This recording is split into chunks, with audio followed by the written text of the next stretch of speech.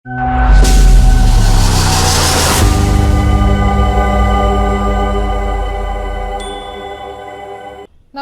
मैं हूं पीहू और आप देख रहे हैं लोकमत राजस्थान।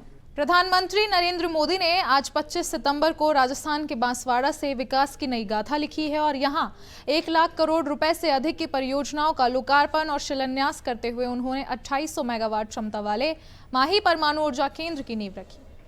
यह राजस्थान की दूसरी सबसे बड़ी परमाणु परियोजना होगी, जिससे राज्य की ऊर्जा और आत्मनिर्भरता को नई ताकत मिलेगी। विशेषज्ञ मानते हैं कि यह कदम न केवल बिजली आपूर्ति को स्थिर बनाएगा, बल्कि आदिवासी बहुल बागड़ क्षेत्र के लिए यह रोजगार, शिक्षा, स्वास्थ्य और उद्योगों का नया अध्याय भी खोलेगा। राजनीति के लिहाज से ये बीजेपी का मास्टर स्ट्रोक माना जा रहा है।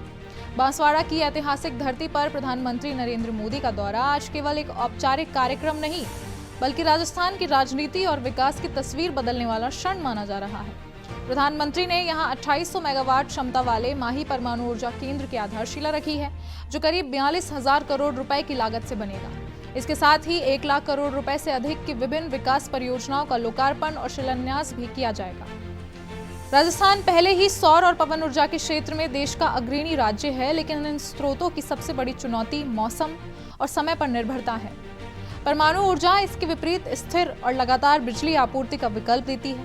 माही नदी के किनारे 623 हेक्टेयर भूमि पर बनने वाले इस प्रोजेक्ट से 2032 तक 700 मेगावाट की पहली यूनिट बिजली उत्पादन शुरू कर देगी, जबकि 2036 तक सभी 4 यूनिट चालू होकर 2800 मेगावाट की कुल क्षमता पर पहुंचेंगे।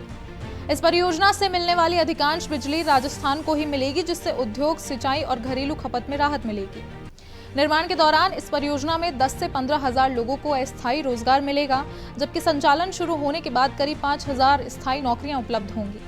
इससे बांसवाड़ा, डूंगरपुर और प्रतापगढ़ जैसे पिछड़े और बेरोजगारी से जूझ रहे जिलों को बड़ा सहारा मिलेगा। प्रधानमंत्री मोदी ने मंच से स्पष्ट संदेश दिया कि यह परियोजना केवल बिजली उत्पादन तक सीमित नहीं रहेगी, बल्कि इसके साथ स्कूल, अस्पताल, सड़कें और लघु उद्योग भी पनपेंगे। बांसवाड़ा, जिसे 100 द्वीपों का शहर कहा जाता है, बागड़ क्षेत्र का अहम हिस्सा है। यहाँ भील जैसे आदिवासी समुदायों की बड़ी संख्या निवास करती है और लोकसभा चुनाव 2024 में यहाँ से भारतीय आदिवासी पार्टी के उम्मीदवार राजकुमार रौत ने जीत दर्ज करवाई थी।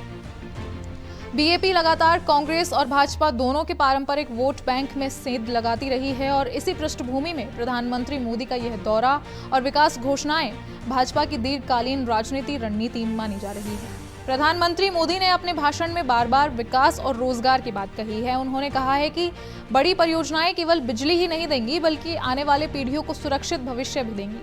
इसे विपक्षी दलों को संदेश माना जा रहा है कि पहचान आधारित राजनीति से ज्यादा महत्वपूर्ण अब विकास का एजेंडा होगा।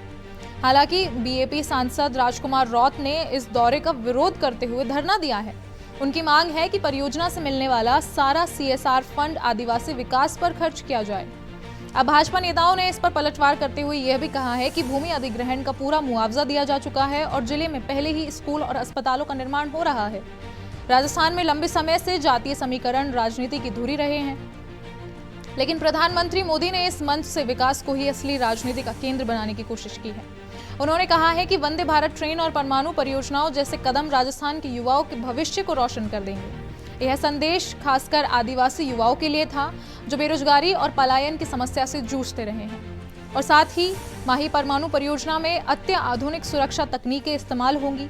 यह भारत में विकसित प्रेशराइज्ड हैवी वाटर रिएक्टर्स से संचालित होंगी।